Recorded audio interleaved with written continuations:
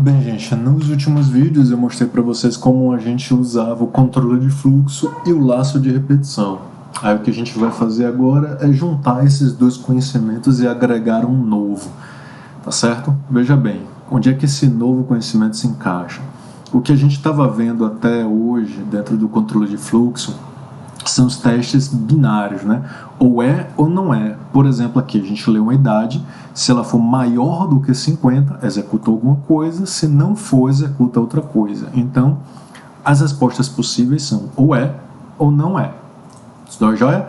Então a gente sabe que existem várias situações nas quais é e não resolve. Existem meios termos. E a gente vai trabalhar agora no gerenciamento desses meios termos. Então vamos lá, chegar aqui, vou criar uma pasta para o conteúdo da aula de hoje, C05, e aí eu vou, agora como a gente vai agregar esses conhecimentos, eu vou criar um sisteminha de gerenciamento bem bobo de uma coisinha, só para vocês começarem a notar como é que esses conhecimentos eles se encaixam, e aí vão fazendo tudo o que a gente precisa para poder desenvolver um sistema maior. Então vou fazer aqui um gerenciamento de time. Prontinho. E aí, criar um novo arquivo, eu vou chamar o time.py. Então, como é que vai funcionar esse nosso sistema? Eu vou ler uma credencial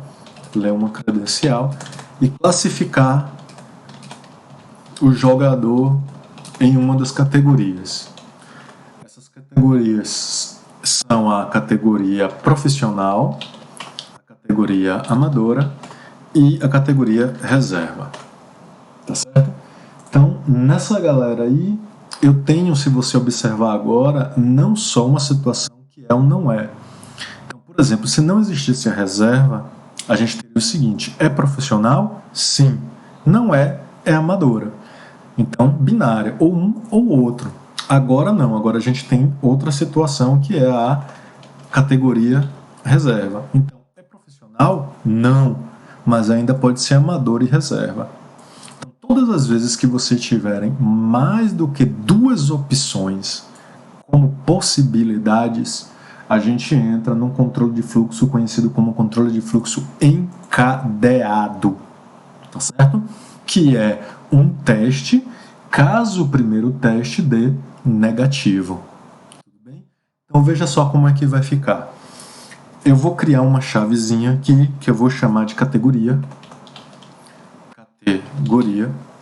E essa categoria vai ler do usuário um input que é a opção. Prontinho. Vamos fazer assim, para ficar mais fácil da gente trabalhar, eu vou dizer que se o usuário digitar 1 é profissional, se ele digitar 2 é amadora, se ele digitar 3 a categoria é reserva.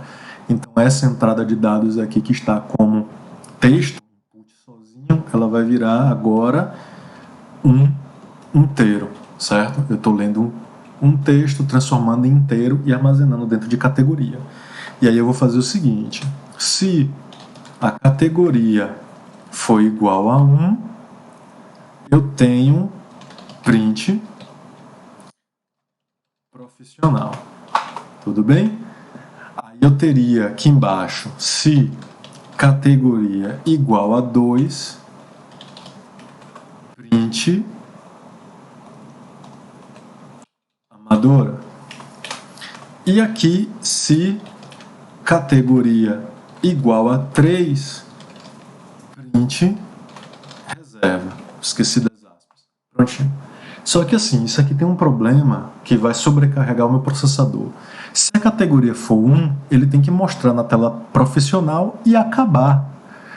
Como tá, ele vai testar para 1, ver que é verdadeiro, executar o comando, testar para 2 e testar para 3. Bem, se é 1, não precisa mais testar o outro. Tudo bem?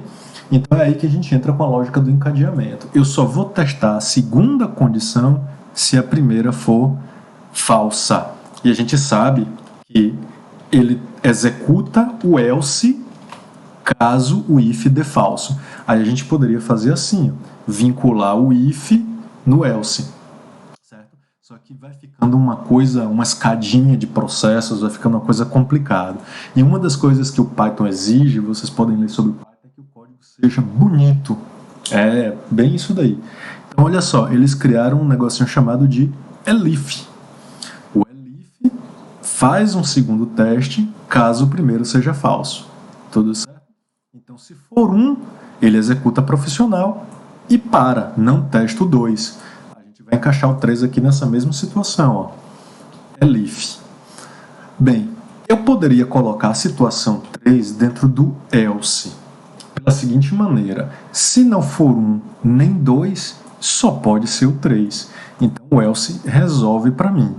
Tudo bem? Mas imagine que o usuário pode vir digitar 5. Se o usuário digitar 5, ele vai acabar colocando em reserva. Vou executar aqui para vocês verem, ó. Opção 1, profissional. Executar novamente. 2, amadora. 3, reserva. Até agora, tudo ok. Vou executar mais uma vez e digitar 8. Ele vai lá e coloca o cara no reserva. Então, a gente tem uma coisa para poder cobrir que não está explícito no nosso projeto. E a gente precisa ficar atento. Então, eu vou aqui, coloco um elif e digo que se a categoria for igual a 3, a gente escreve reserva. Caso contrário, ou seja, se não for nenhum, nem 2, nem 3, aí a gente escreve opção inválida. Tudo bem? Vamos ver agora como é que vai ficar? F6, vou digitar o mesmo 8 e opção inválida. Então agora ele está cobrindo o nosso sistema direitinho. A segunda coisa, a gente está observando que toda vez que eu executo e digito uma opção, ele executa o controle de fluxo e encerra o processo. Bem, não é isso que a gente quer. A gente nem pode ter alguma coisa desse tipo porque, né, não tem muita lógica, simplesmente pelo fato de que ele vai executar uma vez e fechar. É como você abrir seu aplicativo de rede social, curtir um post e o aplicativo fecha automaticamente. Não é bem assim que funciona. Abre e permanece aberto até o momento que a gente pede para poder fechar. Então a gente vai fazer isso daqui, ficar executando dentro de um laço até eu pedir para interromper. Então a explicação meio que já leva o que a gente tem que fazer.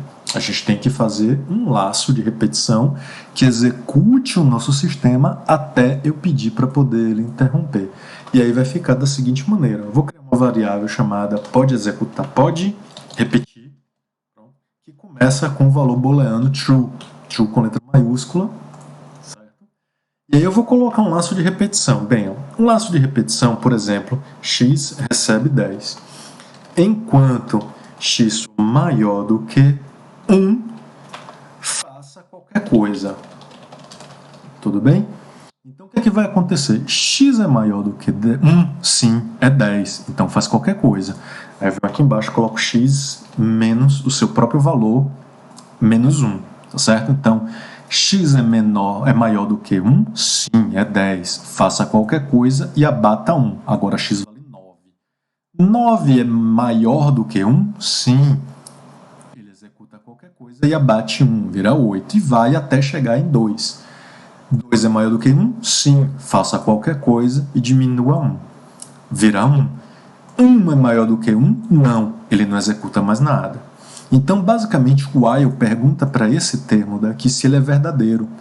E se ele for verdadeiro, ele executa esses comandos que a gente colocou aqui embaixo.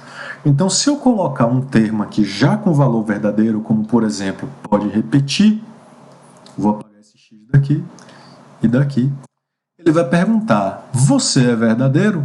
A resposta é sim, então faça qualquer coisa. Aí ele volta para o laço, você é verdadeiro? Sim, faça qualquer coisa. Ou seja, ele vai executar isso aqui infinitamente. Tudo bem? Então, se você entendeu essa parte, o restante é ladeira abaixo. Então, o que é esse qualquer coisa que eu quero que ele faça? Eu quero que ele execute o meu sistema. De forma infinita? Bem, não é bem de forma infinita, mas a gente vai fazer uma modificação no nosso sistema para poder ele não executar para sempre. Então, eu vou adicionar aqui uma opção dizendo que se ele apertar 0, eu vou sair do sistema. Tá certo?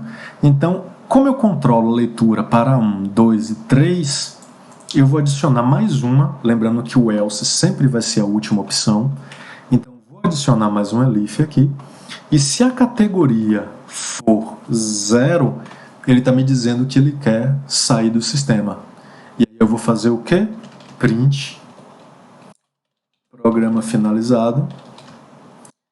E aí, o que é que ele está perguntando? Você é verdadeiro? Ou seja, pode repetir é verdadeiro? Sim. Se é sim, ele repete. E quando é que ele vai parar de repetir?